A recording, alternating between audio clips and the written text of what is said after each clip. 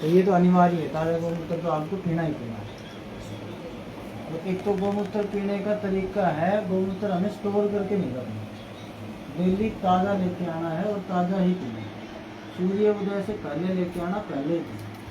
सूर्य उदय से पहले हमें गोमूत्र मिट्टी का कांच के बर्तन में लेके आना, किसी धातु या प्लास्टिक में नहीं लेना। और उसको फिर सूती कपड़े की 8 परत करके 8, उसमें से 8 बार छानना, वो पूरा फिल्टर हो जाएगा। उसमें से अपने को केवल 50 ml गोमूत्र लेना, आधा कप, और आधा कप उसमें मिलाना पानी, और 5 पत्ते बेलपत्र की चटनी मिलानी है। बेलपत्र जानते हैं ना, जो शिव जी भोले पे चढ़ाते हैं, उसकी चटनी बना के और वो उसी में मिला देना।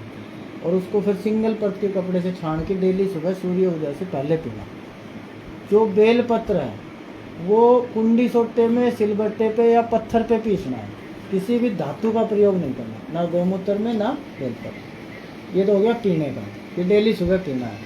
एक अपने को क्या करना है, ताज़ा गोबर लेना है, गोबर का रस निकालना है। कपड़े में गोबर डाल के निचोड़ेंगे ना तो रस निकल जाएगा। जहाँ भी आपको गांठ बनी है उसके ऊपर वो रस लगाना है। दिन में 1 बार लगा लो या 2 बार, रात को नहीं लगाना, बस लगा के छोड़ देना, वो पानी सा ही लगेगा।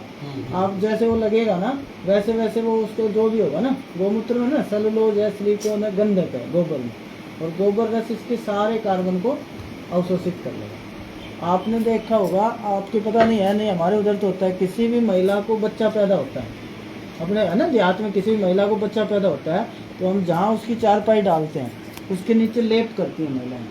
किसका करती हैं? लेव लगाती है ना, अब तो पत्थर आ गए, लेव लगाती है। किसका लेव लगाती है? वो गोबर का। और किसका गोबर मंगाती है? वो कभी भैंस का नहीं मंगाती है। और यही गोबर उस दरवाजे के बाहर लगाती है, जिसके अंदर हम महिला रखेंगे ना, जो जच्चा बच्चा रहता है, उस दरवाजे के दोनों साइड गोबर लगाते हैं। क्यों लगाते हैं पता है? किसी को नहीं पता, ये साइंटिफिक है। वो रेडिएशन को अंदर नहीं आने देता, बच्चे की सुरक्षा के लिए है वो। आप है ना, अगर अभी परमाणु बम अगर यहाँ पे अटैक हो जाए, स्टील की चद्दर नहीं बचा सकती आपको, गोबर का लेप बता देगा। ये हुआ था ना, वो मध्य प्रदेश में एक कांड हुआ था, भोपाल गैस कांड। हाँ, कौन बचा था? वही बचा था जिसके गोबर के मकान थे। तो ये घृणा नहीं करनी है, गोबर का रस निकाल के इस पे लगाना है और डेली सुबह गोमूत्र पीना है। सूर्य उदय से पहले उठना है, उठते ही गुनगुना पानी कुल्ला कर करके भरपेट पीना, फिर अपने फ्रेश होके आना, फिर गोमूत्र लेना, फिर किसी भी प्रकार की कोई चाय नहीं पीनी, ठीक है ना? चाय तो नहीं पीते ना, दूध पी लेना, देसी गौ माता का दूध जितना मर्जी पीना। एक पेस्ट का प्रयोग नहीं करना, जो ये मंजन पेस्ट करते हैं ना, इसमें एसएलएस होता है, सोडियम लोरेट सल्फेट। हाँ, नीम के धातु में। फिर सुबह का भोजन भरपेट करना, जितना ज़्यादा खा सकते हो सुबह खाना, दिन में भूख लगे तो फिर खा लेना। रात का खाना सूर्यास्त से पहले करना है, सूर्यास्त के बाद भोजन नहीं करना। सूर्यास्त के बाद अगर आपको भूख लगे तो केवल देसी गाय का दूध पीना, ठीक है? बर्तन हमें केवल लोहा, पीतल, तांबा, कांसा और मिट्टी, 5 प्रकार के प्रयोग करना। एल्यूमिनियम स्टील का बर्तन प्रयोग नहीं करना। या तो मिट्टी के बर्तन में खाना बनेगा, या लोहे के में, या पीतल के में, या तांबा। खाना खाने के लिए सबसे अच्छा बर्तन होता है कांसे का, अगर वो तो प्रयोग करना नहीं। खाने में आप स्टील के बर्तन का प्रयोग कर सकते हो। बात स्टील के बर्तन में पकाना नहीं है। अगर स्टेनलेस स्टील हो तो अलग बात है, स्टेनलेस स्टील मिलता नहीं है भाई। एल्यूमिनियम और स्टील अपना अंश छोड़ते हैं ना, और वो अंश कहाँ जाएगा? अब आप एक दिमाग लगाना, आप पढ़े लिखे हो, हमारी बॉडी में हर धातु है, लोहा, तांबा, जिंक, सल्फेट, सोना, चांदी, अभ्रक सब है। एल्यूमिनियम स्टील है हमारी बॉडी में, क्यों नहीं है? किसी से पूछना, भाई एल्यूमिनियम स्टील नहीं है, लेकिन आप पूछोगे क्यों नहीं है? क्योंकि एल्यूमिनियम स्टील कहीं भी जमीन से नहीं निकलता। एल्यूमिनियम और स्टील दोनों मानव निर्मित धातुएं हैं। ये बॉक्साइट का एल्यूमिनियम बनता है, लोहे पे निकल चढ़ा के स्टील बनाते हैं। और इसका प्रयोग केवल किस लिए किया गया था? एल्यूमिनियम का प्रयोग किया गया था हवाई जहाज बनाने के लिए, और स्टील का प्रयोग हुआ था कंपनियों के पुर्जे बनाने के लिए, ताकि उनमें जंग ना हो। और इसको हम कहाँ लेके आ गए? अपनी रसोई में। ये जहर है। तो बर्तन बदलने, एक तो आपको एक शाम का खाना सूर्यास्त से पहले खाना है। जहाँ तक प्रयास हो सके बाजार की सब्जियाँ नहीं खानी, पेस्टिसाइड वाली जितनी भी चीज़ें हैं ना, जो पेस्टिसाइड डलता है, ये बाजार में तो इसमें इंजेक्शन की है। आपके घर की सब्जी है, सारी सब्जी खाओ। खट्टी चीज़ें नहीं खानी आप, कोई भी खट्टी चीज़ मत लेना। खटाई में ना सैट्रिक एसिड होता है जो इंस्पेक्शन करता है। और अभी इस महीने में आपको दही लस्सी भी नहीं लेनी है। दही में बाड़िए के महीने में दही नहीं खानी होती, क्योंकि वो हुम्मस का महीना होता है, आधे जीवाणु मर्द होते हैं, आधे जीवित होते हैं। 4 सफ़ेद जहर नहीं लेने। पहला सफ़ेद नमक, सफ़ेद नमक जो मार्केट में आता है ना पैकेट वाला, वो प्रयोग नहीं करना, अपना सेंधा नमक कूट के प्रयोग करना। दूसरा सफ़ेद आटा, गेहूं का आटा।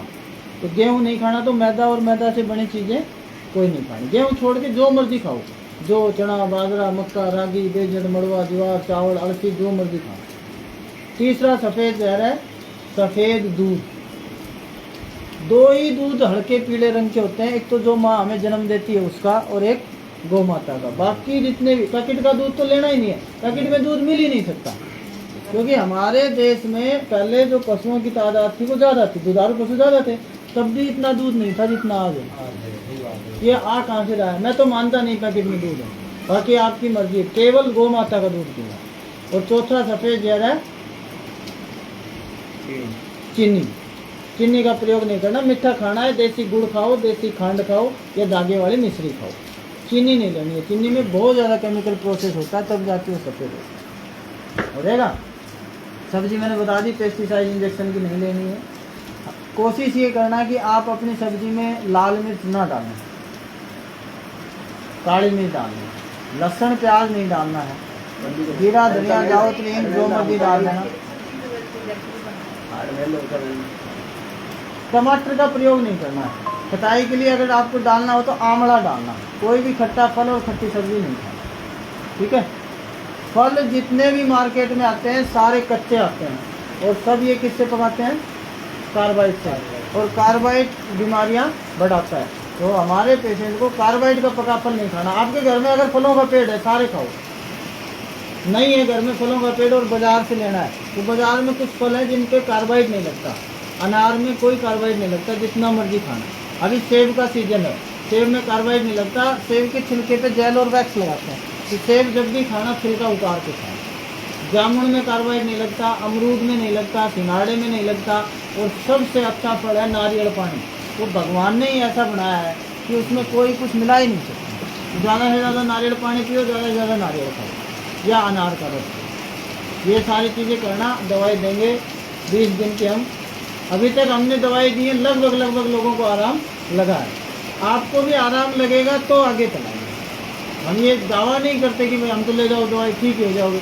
आपको सूट कर जाएंगी दवाई, आप ठीक होंगे तो आगे हम चलाएंगे, ठीक है। ये सारी चीज़ें हो जाएंगी। अभी आपको और कोई प्रॉब्लम हो कि भाई मेरे को भी एक दिक्कत है, तो वो आप बताओ। और कोई दिक्कत नहीं है ना आपको? ये है अभी।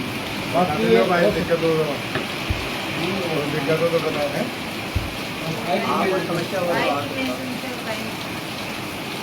ये ठीक हो जाएगी भगवान की कृपा से। तो डॉक्टर साहब इतने बता रहे हैं रह जाओ ना, लेकिन बाकी बीमारी कर जाने जाएगी। कोशिश है। अब मैं भी तो भगवान थोड़ी हूँ, मैं प्रयास कर रहा हूँ पेशेंट ठीक हो जाए, तभी तो हम यहाँ करके बैठे हैं। अब ये नहीं कह सकते कि भाई आपका हम दावा ही कर देंगे कि 100% ऐसे तो ऐसा कोई ठीक होने के लिए तो है यहाँ पर। नहीं, हम भी प्रयास ठीक होने का ही करेंगे। आप ठीक होंगे तभी हमें फ़ायदा है, आप ठीक नहीं होंगे तो हमें क्या फ़ायदा, ठीक है ना। तो गाय मतलब दूध तो गाय का दूध पीने से तो बहुत फायदा है उसका। गाय के दूध से बहुत ज़्यादा फायदा है। तो नारायण दास जी था ना अपने गाय के गाय को दूध पिलाओ, गाय का दूध का तो बहुत फायदा। प्रोटीन नाम का एक तत्व होता है गाय के दूध में, ऋण सार होती है, ब्रेन दुख। तो उसको गाय के दूध को कैसे पीना है? जैसे फेंट करके पीना है, छान के पीना है, वो तो बताया नहीं आपने। गाय का दूध गर्म करो पियो। नहीं, दूध गाय का दूध। गोमूत्र तो मैंने बताया ना, बताया कितनी बार बताया? सुबह लेना सूर्य उदय से पहले, मिट्टी चीनी मिट्टी और कांच के बर्तन में लेना, किसी भी धातु का प्रयोग नहीं करना, ना प्लास्टिक का करना। गौमूत्र लेने के बाद उसको सूती कपड़े की 8 परत बना के 8 बार खाना। उस छने हुए गौमूत्र में से आधा कप गौमूत्र, आधा कप पानी और 5 छोटे बेलपत्र की चटनी डाल दे। उसको फिर एक सिंगल पट से छान के सूर्य उदय से पहले पीना। सूर्य उदय के बाद गौमूत्र नहीं पीना। सूर्य उदय होते ही गौमूत्र में अमोनिया यूरिक एसिड बढ़ जाता है, जो लीवर खराब करता है, ठीक है। देसी गौ माता का पीना, विदेशी का नहीं पीना, अपने जो भारतीय नस्ल की गौ माता है उसका। 1.5 वर्ष की गौ माता हो कम से कम, 1.5 वर्ष से कम ना हो, बड़ी चाहे बुढ़ी हो, और गर्भवती हो, जैसे आज गर्भवती हुई है तो अगले 45 दिन तक हमें उससे गौमूत्र मिलेगा। बच्चा देने वाली है तो 45 दिन पहले उसका गौमूत्र लेना बंद कर देना है, और बच्चा देने के अगले 45 दिन तक हमें उससे गौमूत्र नहीं लेना, इस समय में वो मैला डालती है, ठीक है ना। अमावस्या एकादशी का गौमूत्र नहीं लेना, कोई भी ग्रहण हो, चंद्र ग्रहण या सूर्य ग्रहण, उस दिन हमें गौमूत्र नहीं लेना। डेली ताज़ा लेना, बीमार गौ माता से नहीं लेना। कैसे पता चलेगा बीमार है? या तो जिसके पास है उसको पता होता है, नहीं तो इनकी नाक है ना हमेशा गिल्ली रहती है, नाक पे वो किसी बुझे रहती है, अगर वो नाक हमेशा सूखी हो जाए तो फिर वो बीमार है, नाक गिल्ली है तो वो ठीक है जी। ये सारे नियम है ना, हम आपको वीडियो में देंगे, एक वीडियो देंगे आपको, वो सुनना, उसके अनुसार आप सारी चीज़ें करें। और ये तो करना ही पड़ेगा आयुर्वेद में, तो आप ये सोचो कि दवाई से ठीक हो जाओगे, कोई नहीं हो सकता। इसमें यही काम करेगा गौमूत्र। हाँ गौमूत्र, हाँ तो दवाई हमने पहले ही बोल दिया, दवाई में जितनी भी औषधियाँ हैं सब गौमूत्र में, हमने औषधियाँ बना रखी भस्मों में।